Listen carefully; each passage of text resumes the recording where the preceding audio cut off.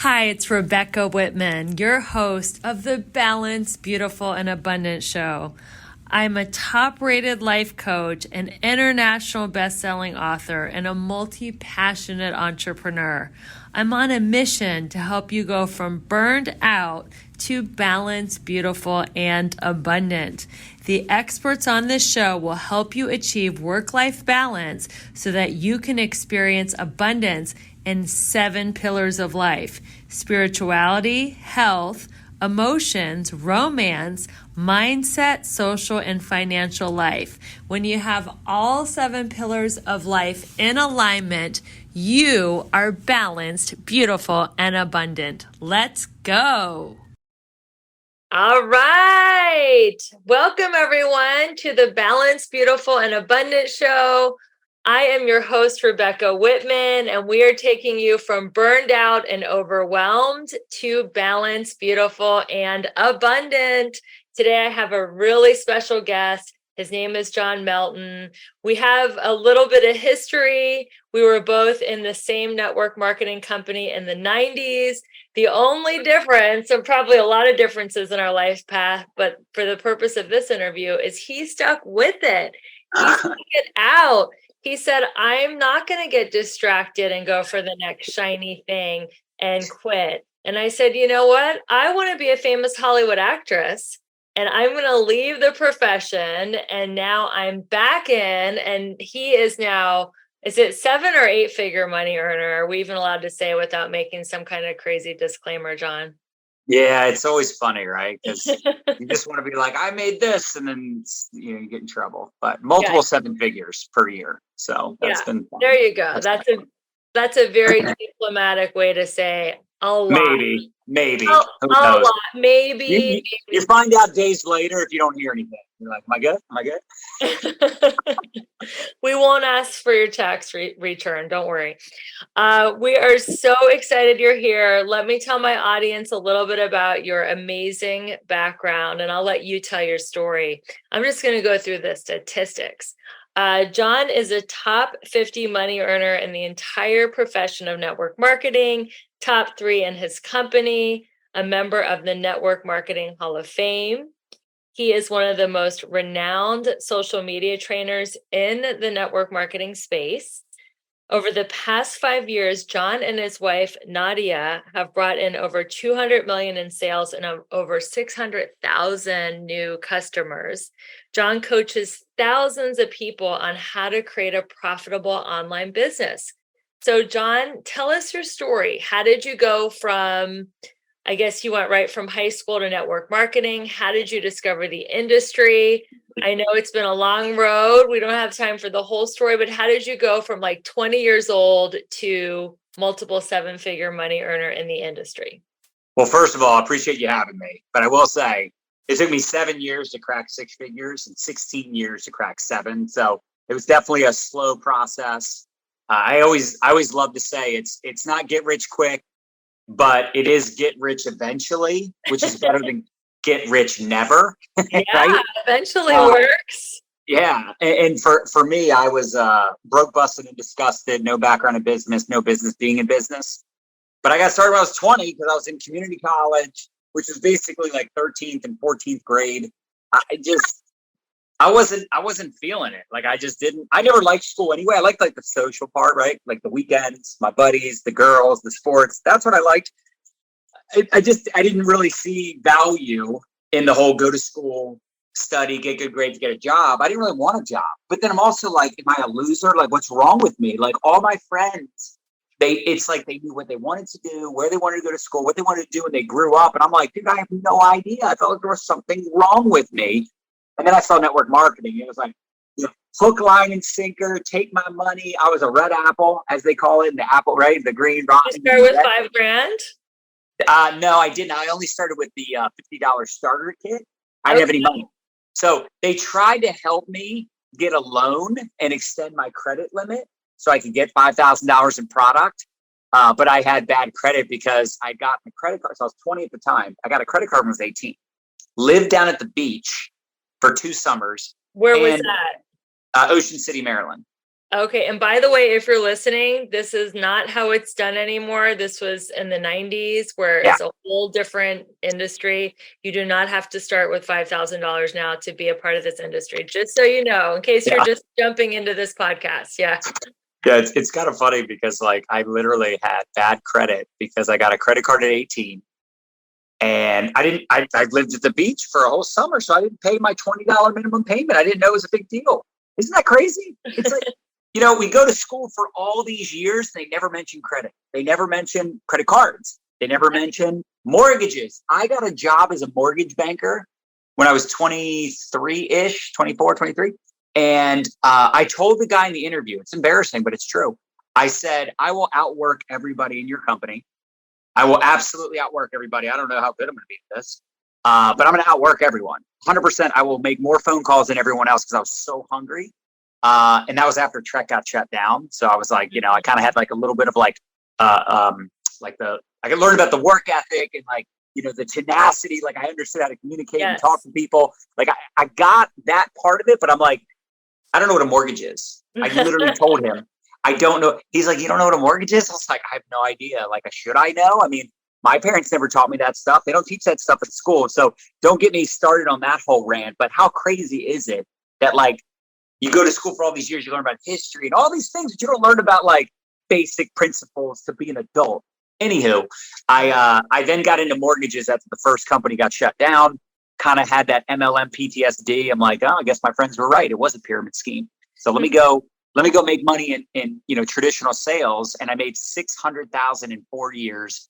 I was the number one loan officer in a pretty large mortgage company in Baltimore, and they're actually still in business today. But you know the deal, there's no residuals. You're only as good as your last month. Every month, you start all over at zero. So of course I still had that inclination that like I wanted residual income. I wanted something that like I could build, that I knew that when I stopped working, I could still get paid.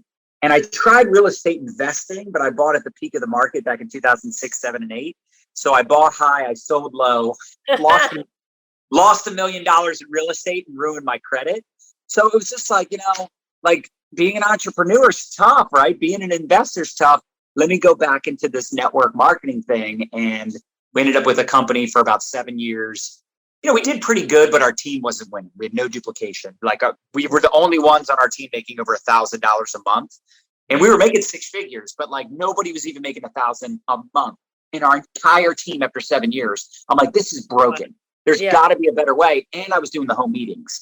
So I was like, I got to figure out a way to work from home. And of course, that's how we started paying attention to social media 10 years ago. And thank God we did, because not only has it been life-changing for us, but I feel like we've helped pioneer not just our company, but revolutionize the industry as one of the pioneers for building an online business. Nowadays, check this out, Rebecca, and you'll agree with this because you've been around on and off with the profession.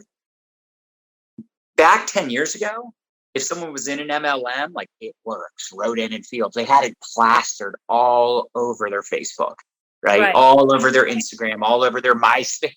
It's kind of funny.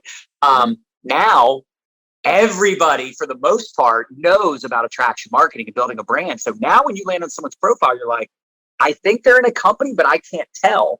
Right. That's because of leaders like us, because I'm telling you, even in social retail, we first got started, people had it plastered all over their wall, all over their page. So it's interesting to see now. It's like people are so much better at marketing. Still, we could get better, but it is a lot better than it used to be, where people aren't treating their social media like an infomercial for their company. Right. Like a billboard. What I love about the way that you teach and how Justin Prince and Sarah and Tony Zalecki, who have all been on this show, it's all about building a personal brand. Yes. And then you also do network marketing, or you also sell real estate, or you also, own a car wash, and people are buying you, right? Yes. They're not buying products, they're buying you. So how did you make the shift from thinking that you were selling products to, oh my God, I'm actually selling me and who I am? How did you make that internal shift? How did you figure that out? That it's a huge paradigm shift in the industry. Yeah. Well, I'm glad we got we did the old school stuff. So I'm glad I got that experience, that education on how to talk to people. And, you do this long enough and you realize, like, I'll give you an example. I have a woman right now. She was on my team 7.5 years ago. Maybe not 7.5, but let's just say 6. Okay. Let's just, for round number purposes, 6 years ago, she was on my team. She did pretty good. She quit my team, came back under some other team 4 years ago, crushed it with that team because they were local and she was in Europe and so I reached out to her about 3 weeks ago. She had quit that team and she's coming back in on my team. And I say that to say, you play the long game. You realize it's not network marketing. It's really relationship marketing. Yeah. Now you could hear all the reasons why she was on my team, left, and she was on another team, left. But at the end of the day, she's really good. She loves the products. It's just a timing thing. It's a life thing, kind of like you. You got out, now you're back. So you do this long enough and you realize, maybe I should just be like nice to everybody. Maybe I should just be cool and just be like friendly and actually like be a human first and a marketer second. And it's amazing how that's paid dividends. And you're not treating people like a commission or, you're not looking at them like they got dollar signs on their head, but you do know that, like, hey, I have a product that can help people. I have an opportunity that can help people. And it's just a matter of finding cool, open-minded, positive people. And the timing's right. And there's that alignment. They're going to look at you as their mentor. They're going to look at you as the person they want to partner with. They're going to look at you as a friend. They're going to look at you as someone that they can trust and they can confide in. And they're not just buying the product or buying the opportunity. They're buying the result that the opportunity or the product can give them. Mm-hmm. So I know you said you used to do parties, meetings, and 3-way calls. Mm-hmm. This show is about being balanced, beautiful, and abundant. How does this new building business online from your phone, how does this work with having a balanced life? I think something that all of us can relate to is the conversation of an and life. So I heard this from Ray Higdon. I'll give him the credit because it was such a simple way to explain what it is we do. Because the old school network marketer, PBRs every night. PBR is not a beer. A PBR is a private business reception. So I was doing home meetings Monday through Thursday, 6:30 and 8:30 p.m. And they were not in my backyard. I'm like, God must want me to drive because I'm never home. I'm always driving 2 hours up 83 into Pennsylvania, into Amish country or into Philly, or I'm Western Pennsylvania, places I've never been to and I hope to never go back to. Nice people, but just a pain in the ass to have to leave your house at 4:00, rush hour traffic to get to a meeting, north of not just north of Baltimore, but literally over the Pennsylvania line. I, at that time, was living south of Baltimore. Right. Other times I'm going to DC. I'm going to West Virginia where I don't even have cell phone service. I'm going to the middle of Virginia. I'm going to Delaware, driving all over God's green earth, pitching 4 nights a week. More than that. That was Monday through Thursday. Friday night, we did leadership training, and that was never local. That was like in Frederick, Maryland, or people that aren't from here won't understand it, but it was never local. It was always like 45 minutes away, 2 hours away. Then we did a weekly Saturday meeting every single Saturday for 5 years straight. So we would drive to leadership training Friday night, come home after the leadership training and drive back to that same location Saturday morning. And by the way, we did meetings on Saturday afternoon and Sunday afternoon also. So 7 days a week, we were doing meetings. And I started to realize, like, I feel like a bad dad. My kids were very little at the time. Mm-hmm. My son is now 18. It's his senior year. He's got a baseball game later today. And thank God I don't miss his games. Now, once in a while, of course, it is what it is. But I'm at the majority of his games. And I've been at all his travel games because 10 years ago, we decided we wanted an and life. I want to get rich, build a multi-million-dollar empire, and go on date nights with my wife and tuck my kids into bed when they're little and go to my son's baseball games and go to my daughter who now plays lacrosse. She's got her first lacrosse game tomorrow. So to me, it's like I want an and life. I want to be healthy and I want to get rich and I want to be a good dad and I want to be an awesome husband and I want to have family time with my brothers and their kids and my in-laws, right? Like I think all of us want that. Yes. And that's the power of building an online business because I take my business with me. I'm not physically in a location 9 to 5, or, if you own your own business, you really own a business that owns you, right? Or you're in real estate and you're working on the weekends, and right. I wanted to figure out a way to build a business and have lifestyle and freedom. And it wasn't easy. Don't get me wrong. This is hard, but to me, it's worth it so that I can have the balanced, beautiful, and abundant. Is that what it is? Yes, the balanced, beautiful, and abundant life. There you go. Exactly. The balanced, beautiful, and abundant life. That's it. That's what I wanted. And I didn't know it would happen, of course, but looking back, thank God I made that decision a decade ago. So how do you do your time management? Because it's still, even though you have time to go to the baseball games and be there for your kids and have date night with Nadya, your beautiful wife, how do you manage your time so you do make sure you get in your DMOs, daily methods of operation? Most of the income producing activity, those activities that I do during the day. It's during the day. Right now, we're doing this interview. Hours. Yeah. So like this interview right now is during the day.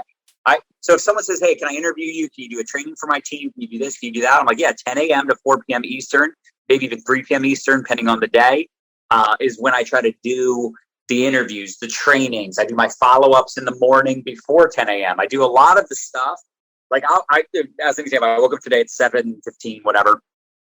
And I went downstairs, I was with the kids, helping them get ready. And they don't need a lot. They're 18 and 14, but still, Dylan's running around because he's got a big presentation today. Last night he needed a good fit, Rebecca. He had to have a good fit. So he's in my closet, picking the tie, the shirt, the shoes, got the Louis Vuitton shoes, this custom suit, right? Because he had a presentation love today. Your labels. I see your social media posts. I saw the Hermes, That's Nadia's fault. That's all. I blame Nadya. My addiction is because of her. I never even knew what Louis Vuitton was or Gucci or any of that stuff. But at the end of the day, I was able to be with my kids last night and then this morning before school. And then, Dylan's got a big game today at 4:30. I'm going to be at his game with Nadya, and my mom is coming. So it's like, I try to do my best job. People are so weird about the word balance. They're like, oh, there's no such thing as balance. Like, call it harmony. Call it whatever you want. Bottom line. Energy. Yeah, exactly. I want to be able to make money, support my team, work my business, all the things. But I also want to be able to do all the things that moms and dads should do, right? So we just figured that for us, what works for us is, we crush during the day. And then in the evening, I'm not saying that I do nothing in the evening, but it's very little. It's easy stuff, responding to a couple messages, maybe responding to some alerts. Like, it's easy stuff. The hard stuff, and this isn't hard doing this interview with you, but meaning if someone says, hey, can we do an interview Sunday night, Tuesday night, can we do an interview Saturday after? No, I'm not doing that stuff because those are the times that, kids are off school and doing stuff with the family. It's just, not only that, I'm just not as good at 8 o'clock at night because it's been a long day. And it's like, I want to mellow out and get ready for bed, dinner. I mean, you guys, anybody watching this, we all understand what it's like to be an adult, to raise kids. I mean, we all get life is crazy. And it's even crazier when you have a big business, right? So we try to do our best job to balance all the things. And, after two decades of doing it, we got it pretty dialed in at this point. Now, your 18-year-old son, what's his name? Dylan, he is almost the age you were when you first started in the industry. Yeah, I started at 20. I was basically 21 because it was a few weeks, maybe a month before I turned 21. But yeah, so he's still a few years behind me, but we'll see. We'll see if he gets involved at some point. He can technically do it now. He's 18. Well, he has had a much cushier lifestyle and upbringing than you. Yes, he has. So how do you teach him the value of work ethic and money and what money is worth and lifestyle when he's had it so much easier than you? How have you instilled that in him? I'm just going to put my charger on. I'll be right back. No, it's a great question. And one thing we try to do a great job of, and it's always a work in progress, is mentoring these kids, right? Yeah. Putting things in perspective. Dylan listens to a lot of personal development, and he has for years because Nadya has always really pushed him to do that. And Christina can be a little more difficult, but she's very good with her Bible app and that stuff. So, the bottom line is you got to mentor your kids, whether you have great upbringing or not. Right. But I mean, the one thing I'll say about my mom and dad is that, they were always very loving. They cared. I mean, it's not like I had any abuse. So we didn't grow up with money, but like at the end of the day, and they had some money. A school teacher, construction worker. I'm not going to act like we didn't have any money, but we didn't have, we didn't do like a lot of vacationing. There wasn't a lot of extra money. They would fight. It wasn't multiple seven figures. Let's not get it wasn't even 6 figures. Right. So it's education. It's what I was just talking about. It's like, my parents didn't teach me about money and mortgages and credit scores and all these things because no one ever taught them. That's what's like so crazy is that like people get into business, like in network marketing, and they learn things they never learn anywhere else. We teach people on our team, we teach about money and wealth building principles and mindset and being positive and, books to read and skills to develop and not just like how to get a customer. Like we're teaching them things that, like building a personal brand, which we kind of, touched on that. Like that's stuff that can help you literally control your financial future. Because here's the truth. The truth is there are children watching other children play video games. Meaning, there's kids, and I call them kids, but maybe some of them are actually like, 20 years old, whatever. But, like the ninja. How many's ever heard of the ninja, right? He's like this like video gamer that like he will play a video game, and while he's playing, 6,000 kids are watching him online play a game. He's monetizing something that he loves to do because of the internet. Yes. And the fact is, if a child can make slime videos and is making money doing that, there's no excuse for adults. The problem is so many of us are worried about what other people think of us. We're worried about what our friends and family are going to say.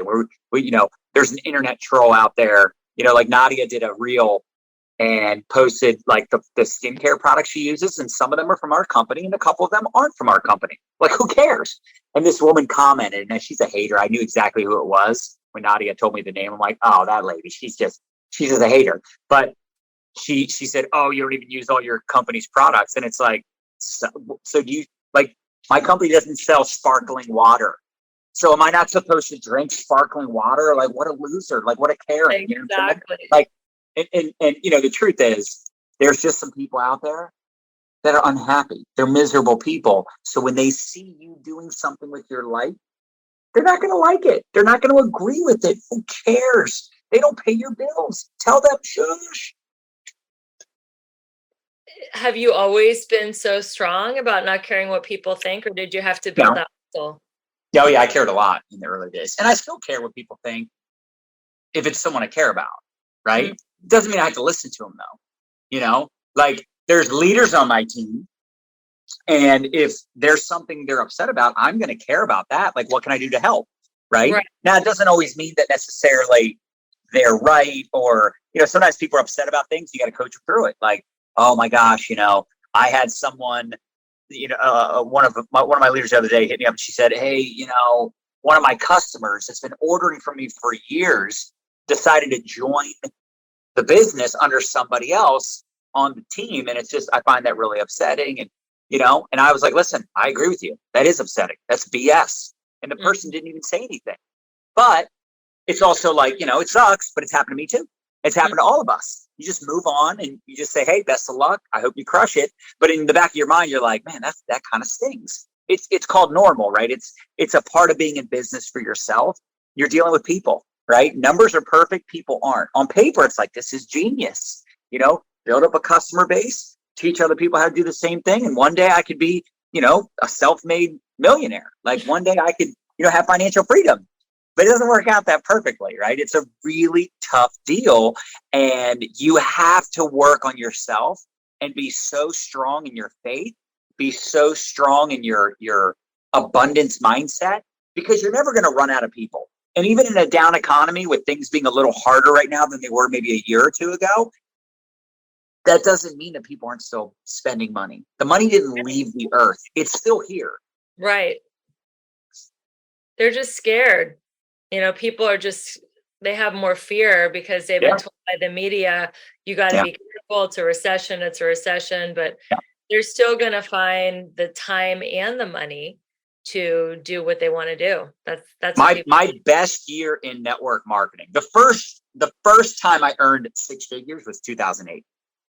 And that was the last time we had I mean, everyone remembers that if you're over the age of like, 30, right? Yeah. We remember when like the economy and not just the economy, but like all the banking and real estate companies going belly up. I mean, it was all the bailouts. Like that was a crazy deal. And it was bad for about 2 years.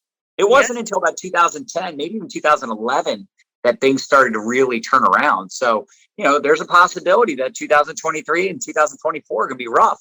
But who's going to really benefit in 2025 and 26 when things get back on track? It's going to be the people that are working now that are showing up and doing the do. So when things get back on track, you're so far ahead of all the people that are then jumping in. That happens in real estate. That happens with, some of the most successful people in the world, they're investing right now, right? Some of the most successful businesses in the world were started during a down economy. So there's always opportunity, even during the most difficult times. And you have to look at adversity as opportunity. So when things are slower, things are harder, that's just a time for you to get better. I think we get to change our relationship to adversity and to pain. I mean, people are so scared of pain, but without pain, you can't get your body in good shape. Yeah. And without emotional or spiritual pain, you can't sculpt your soul and be the person you're meant to be. And I think if people could change their relationship with pain, they could achieve so much more in life. What do you think about that? I agree 100%. You should almost look to put yourself in uncomfortable situations. You should almost look to put yourself in situations where you're going to experience some pain. I mean, we all know the cliche, no pain, no gain. It's true, right? Like I was telling, this is probably about a week ago, talking about our video and prospect. We're doing a video and prospecting challenge with our team, a 14-day challenge. And I'm like, those of you that are the most nervous right now, you need to do it the most. Those of you that are the most like fearful and you're the most like the people that are like, let me at them, like, I got this. Those people probably don't need to do the challenge as much as the ones that are like, they're like sweating, right? They're like shaking when they go live. They're like, oh my God, because they need to get used to being uncomfortable. And it's kind of like flying on an airplane. Like for years, in the early years, every time I get on a plane, I couldn't even relax. I was so freaking stressed because I just have like the worst thoughts. Like every time there's turbulence. Now, listen, I still don't love turbulence.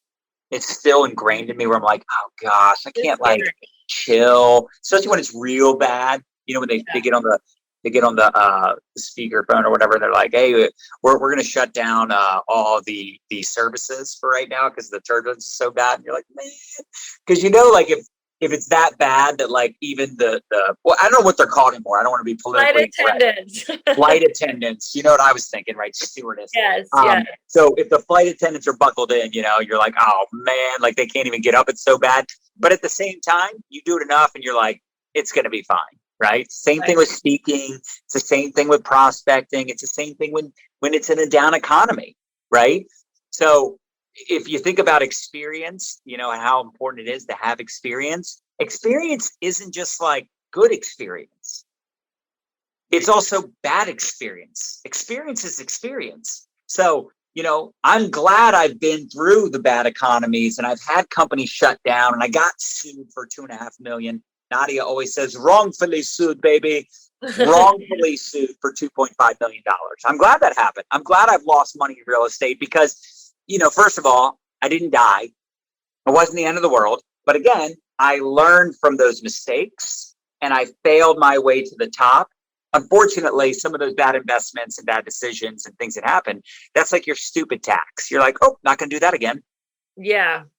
Well, you failed with passion. You and Nadya really build your business with a lot of passion. And I admire that so much. And I really believe that everything that we want is outside of our comfort zone. Yep. And if we want to fail, stay in our comfort zone. So at your level of business expertise, what gets you out of your comfort zone? Are you still doing things that scare you? Or do you still have a chicken list of people that you're scared to invite to take a look at what you're doing? I definitely don't have a chicken list anymore, but I do think, the only true failure is the quitter or the one that never tries. Yeah. Like we've all heard about, the people that they have like this amazing singing voice, or they have this like talent, and they're just so afraid of like the stage fright, and they just never. In fact, how many of us know the story about the Greatest Show, the Greatest Showman? I think is the name of the movie. And the one woman that has like the incredible voice, that's not really her singing that song. That's actually someone else that's singing that song. So she's lip singing. And the real singer was actually on one of those shows with Simon Cowell. I can't remember which one. America's Got Talent, or maybe it was the other one. And she finally sings the song on stage in front of millions and millions of people. And it's the first time she'd ever done it because she was so afraid. She had such bad stage fright, right? And like, what a shame that person almost never did it, basically, right? And I think it really is the saddest thing when someone has the potential. They could do amazing things with their life, and they never take the chance. They never pursue their potential. So, for us, obviously being in business, obviously it's all about sales and it's about marketing and money and all these things. But really what it boils down to is, like you said, finding ways to stretch yourself. So as an example, we invested in a $25,000 mastermind in December for this year.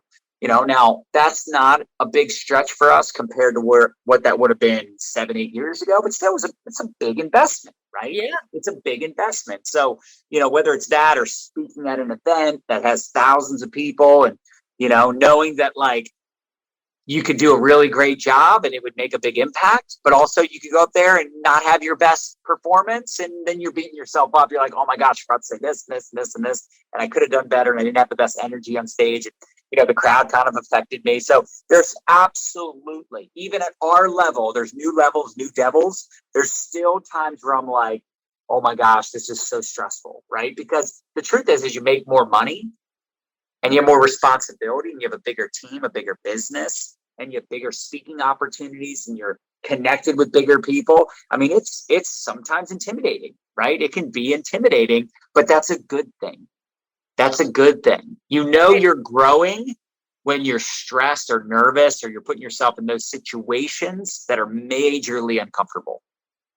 Speaking of masterminds and coaches, I know you're a coach in the network marketing space and on social media training. Who's your favorite coach? Who is a mentor or coach that impacted you the most, and what was their biggest teaching that helped you? That's so hard. There's so many. Like, I love Gary Vaynerchuk.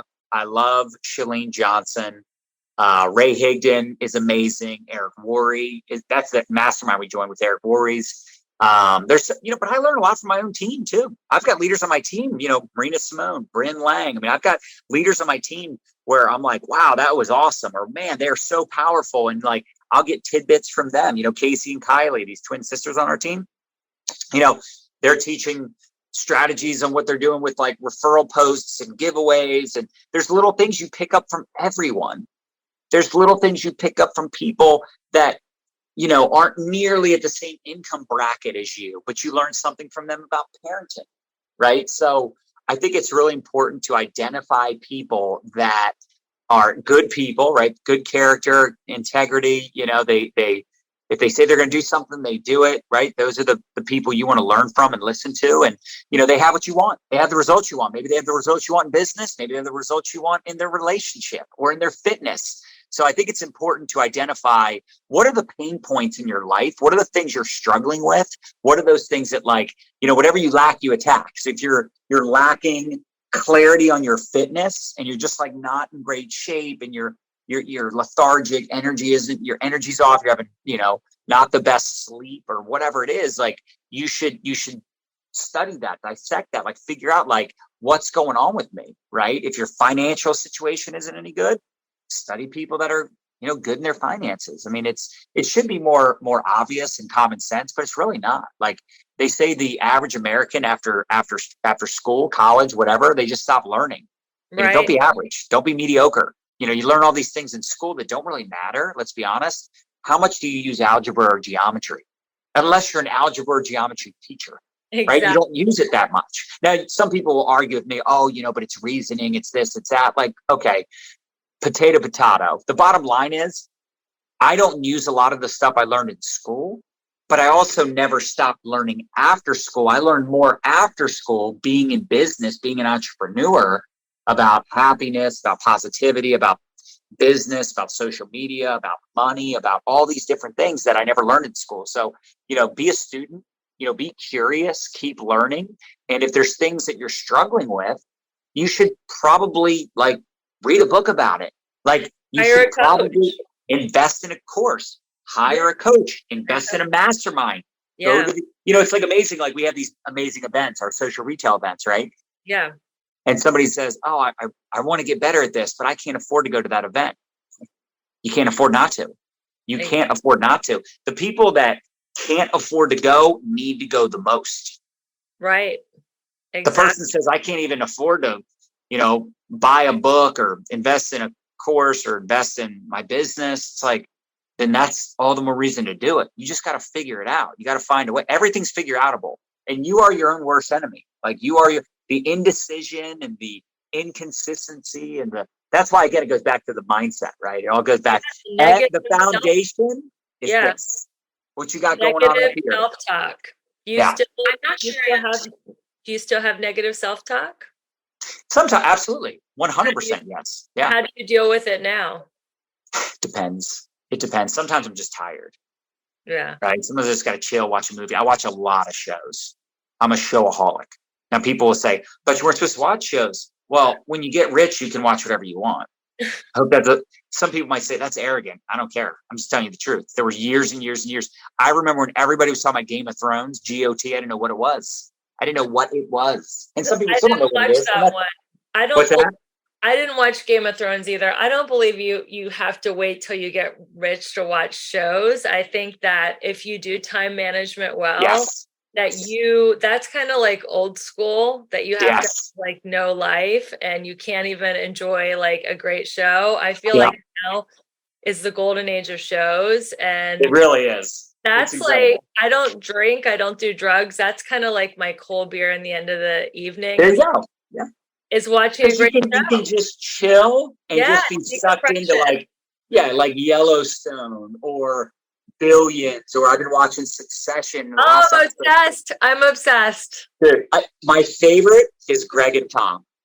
My favorite's Kendall. I mean, that show, those characters are so good. Did you watch the last one? We're only on season 3. We're really late to the party, but we're season 3. It is season 3, isn't it? Or is this season 4? Season 4 just dropped. Okay, so wait. Oh my gosh, wait till you see what happens. It's insane. I know. But don't tell us. Oh no, I won't say anything. But I love the dialogue and just their conversations, and just it's kind of like Billions. Actually, Billions is a lot like that too. Where I don't know if you watch that show. Do you ever watch that? I haven't seen that one. Phenomenal. But again, they speak a language that like I'm like, wow. Like there's a whole other level of intellect that like I will never be that person, like just quoting from like all because it's like this big time district attorney versus this like billionaire, and it's just, I mean, it's such a great show.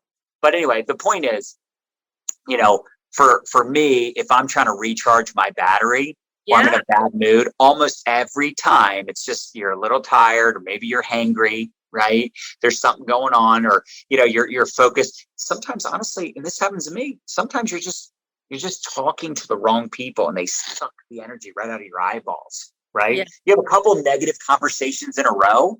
You got to pay attention. Like, how do you feel after you spend time with some negative people that are moaning and groaning and complaining?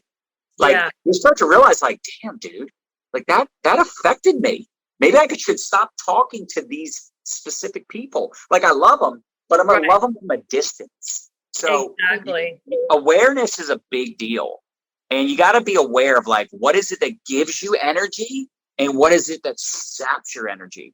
Pay attention to that. Could be people. It could be things you do. So for me, I get this stinking thinking just like anybody else. I get times where I'm just like, in a mood. And a lot of times when that's happening, the important thing is to figure out what you need to do to get back on track. And sometimes, again, it could be a power nap. It could be you get sucked into a good show. It could be just taking your mind off things, because nothing is ever as bad as we make it in our own brain, right? Sometimes we make things to be bigger than they really are. And by the way, sometimes really bad things do actually happen. And when those things happen, still, you can put things in perspective. I heard this guy say on stage and it blew me away. He said, he lost his grandmother and they were super close. And he said he was so depressed over it. And it just like messed up everything in his life because he was so close to her. But he said then he either heard something or he figured this out on his own. I can't remember the story because it was years ago, but he basically said he came to realize that he was so grateful that he got to know his grandmother and had that time with her. Because the truth is, people like me, as an example, I don't have any memory of either one of my grandmothers. I didn't meet my mom's mom or my dad's mom. And if I did, it was like I was a baby and they were, their final years of life. So, it's a weird way to put things, but there's always a way to look at something with gratitude. And that's a skill that takes time to develop. So everything bad, it's like when people say they're broke and money's an issue. And I hate using that word, BROKE. Oh, like I just hate that word, knock on wood. But people that say that and they complain about that, and it's like, well, how much do you make per year? And they're like, 50,000 a year, nothing compared to you. And it's like, in the world, if you make more than 35,000 a year, you're in the top 1%.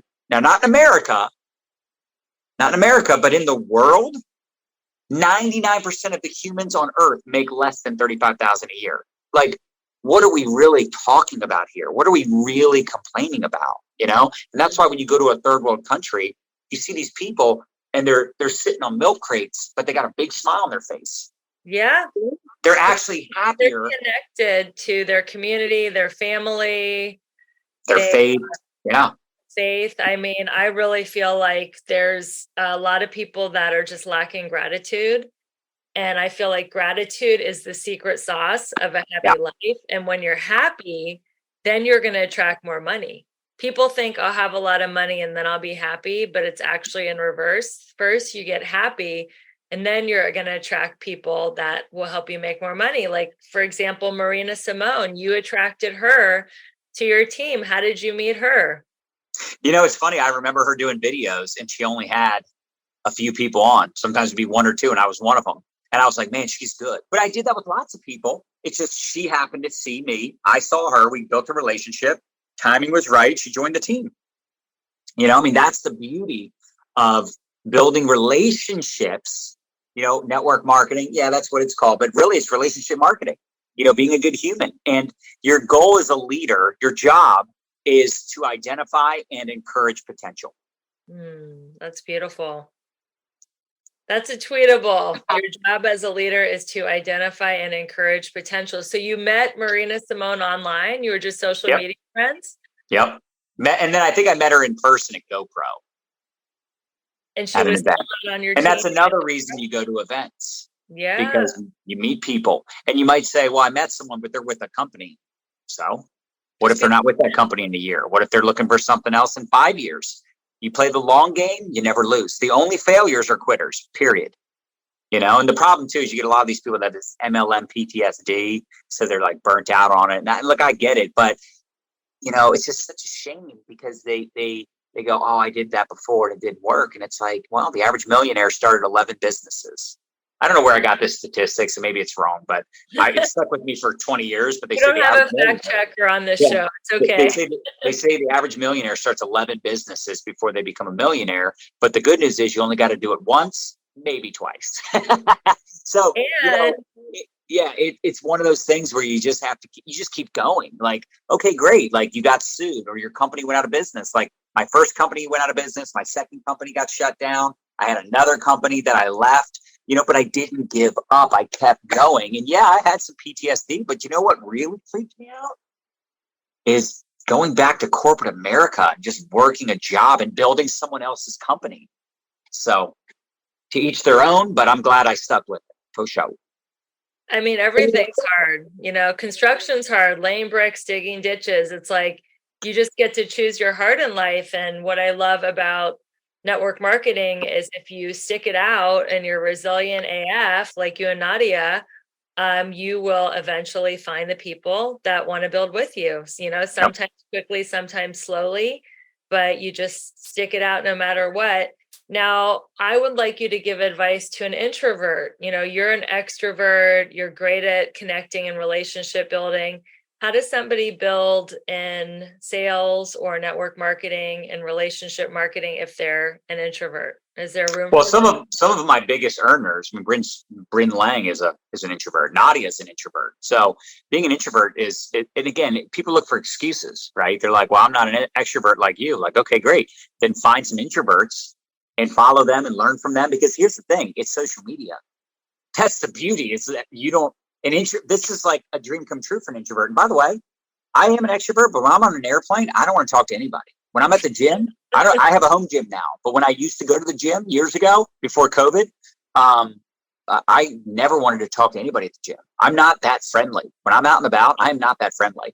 Like, oh, hey, how's it going? Like, I don't want to talk to the waiter. I don't want to small talk. I don't, unless it's somebody that like right place, right time, it's the right topic. Sure. But like, as an example, we were flying back from Paris because we went and spoke at that event. Or no, I think it was when we were going from Paris to Italy, because we wanted, after Paris, after we spoke there, we're like, oh, where should we go? Let's go a couple days somewhere. We went to Italy. And on that flight, Rebecca, I kid you not, there was this guy that sat next to me. And I literally, like, and I don't even think about it anymore, because to me, it's like, I'm just not going to talk to anybody. So I have my headphones on, doing my thing. And then like, I literally turned to put something, because the middle seat was open. I put something there. He takes his headphones off. He's like, where are you from? And I'm like, what's that? And literally I had a small talk with him for like 15 minutes. And it was so hard for me. Now you might say, well, John, you're a network marketer. You should be getting his number, like seeing if he's open. I don't need to do that shit. Like, I don't want to do it. I don't need to do it. I wasn't in the mood to do it. And I didn't do it. I'm not going to do anything I don't want to do at this point, because I don't need to. Right? Thank God for social media. If you're an introvert, use the internet. Like, you can literally get away with talking to nobody in person. Now, if you say, well, I hate people and I'm not even going to talk to them online, well, like, you got a whole other issue. But for an introvert, this is a dream come true. Amazing. I love it. So how do you and Nadya balance your romantic relationship with your business relationship? How do you keep the spark alive? Not, because they say familiarity breeds contempt. And if you're with someone 24/7, it's not as sparkly. So how do you keep this? I mean, it does help that she's so hot, and I just can't keep my hands off her. I can't keep my hands up. She's hot. Yeah, so it's hard for me to be like, oh, boring. No, I'm always interested, and she's always hard to get too, man. It's always got to be like, hard to get. Still today, yeah, I still got to like, come on, like, it'll be persuasive. Yeah, absolutely, 100%. She's never just gonna do what I want her to do. It's always got to be her on the show. I need to find out. I need to find out how she's being so hard to get after how many years of marriage? 20. Oh, no, not 20. I'm sorry. I've known her for 21 years, because I met her in my first like several months in network marketing, but 18 years of marriage. So yeah. So right away when you saw her, you're like, that's my wife. Did you ask her? No, I didn't. I was so young at the time. I didn't think like that. I didn't think about like marriage. Listen, I was a little bit of a, what's the word that's like going to be okay to you, player. Like, to me, I was 20, 21, 22. I liked all girls. I liked all women back then. But, eventually, it wasn't, it's interesting, because it's kind of like network marketing, right? I talk about being friends first, right? Being a friend first, marketer second. That was us. We became friends first. Like, there was a couple times we, had fun, but we were friends. And then that relationship, kind of grew from there. And she's my best friend. Like, we get along so well. Obviously we're together a lot and we get along really well, but like, we still fight. And someone said to me the other day, like, do you guys never fight? I'm like, are you kidding me? We're two A personalities. Of course we fight. It's brutal sometimes, but because of personal development, we get over it real quick. Like, it's very, very rare that we're mad at each other for an extended period of time. But there's definitely times where like, I'm in the middle of something and she needs something, she's yelling, and I'm like, chill, I'm trying to do something. Like, there's definitely like, you know what I mean? Like, why didn't you do the dishes? Like, I cook, you do the dishes. And I'm like, the kids got to do the dishes. I mean, it's just like any other family. We're just like any other family, getting fights. And, it's intense because our kids are also strong personalities, especially my daughter. Oh my gosh. And she's as tall as me now. She's taller than Nadya. It's the weirdest thing. She had shot up. She's 14. She's almost as tall as me. And, very strong personality. So yeah, it's always interesting. I say parenting is the hardest job there is. There is no harder job, because you're like, hey, that's all on me how they turn out. It's a lot of pressure that you're putting on yourself. Yeah, it's all on me. It's like at the end of the day, Point. you want to, yeah, you want to take care of your family, and you want to make sure you're not spoiling them. But then you also, that's part of your motivation, right? To give them a better life. My kids at this point, they're like, why do we have to go on another trip? Why can't you guys go and we stay home? It's like unbelievable. They're like, why do we have to go to Destin again? I'm like, because it's our second home. It's our beach house. They're like, and then we stay in the little house. And I'm like, why can't we stay in the big house? And it's like, because it's rented. They're like, why do they have to rent it right when we come down? I mean, it's hilarious. Like these conversations, it's fascinating, Well, this interview has been amazing. What advice would you tell the 21-year-old John Melton, who was just sitting in his first network marketing and the opportunity briefing, as we used to call it back then? What advice would you give him about how to be successful, either in network marketing, in life, marriage? It's funny. I get that question often when I do these interviews. I got that question yesterday in an interview. I think the personal development conversation is just the one that seems the most important. Like, do more of it. Get better at the basics and do more personal development. Really work on this, because that's made all the difference over the years. And I'm glad also I quit drinking 15 years ago. Maybe I could say quit drinking sooner, because I was not good at it. I mean, half the time I was a good time. It was that other half you had to worry about. Right. That's when I got in I've probably gotten 500 fights in my life. I haven't been in a fight in a very long time since I quit drinking. But even like when Nadya was pregnant with Christina, she had to pick me up from jail because I was at a concert and I was drinking Red Bull and vodka, slapping random people. When I say people, dudes, not women, obviously, right? Like I was like punching and slapping random guys, big dudes too. Like what? Completely blacked out. She had to come get me from the jail. I mean, yeah, so I was really bad at drinking. Like all my friends, every one of them is like, if you were to say who is the worst drunk you knew, they'd be like, Melton, definitely Melton, 100%. Like I was just crazy. And I didn't pass out. I'd always be like the last one to go to sleep. Like just, and then one of my best friends who actually got me into network marketing, he said something I'll never forget. Now, it was kind of a joke, but not really. He said, you're pretty much like a drunk person when you're sober, so you don't need to drink. Because I'm like so energetic and fiery, so yeah. Quit drinking sooner would be a good suggestion. Just don't drink at all. But, by 21, I'd already been drinking for 6 years. Oh, I should probably say that quietly. My son just got home. I don't think they're going to be listening. This isn't quite their demo. They're not going to catch it on iTunes. Oh, no, I'm not talking about it. He just walked in the door. Like, he just walked in. Like, Yeah. Yeah, it's funny. I have been sober for 19 years, almost 20. Oh, congratulations. Thank you. And I've been to events and people would be like, oh man, you were like shit-faced last night. And I'm like, actually I wasn't. I just act that way sober. But I'm glad you thought so. So yeah, it's great to have authenticity and freedom of expression without, having to rely on booze. So that's a gift. Well, this has just been so great getting to know you. And I really, I would love to get to know you and Nadya better. And when you guys come to LA, you'll hang out with me and my husband, Ben. He's amazing. And you guys rock. So I know people who are listening to this on. By the way, how's LA these days?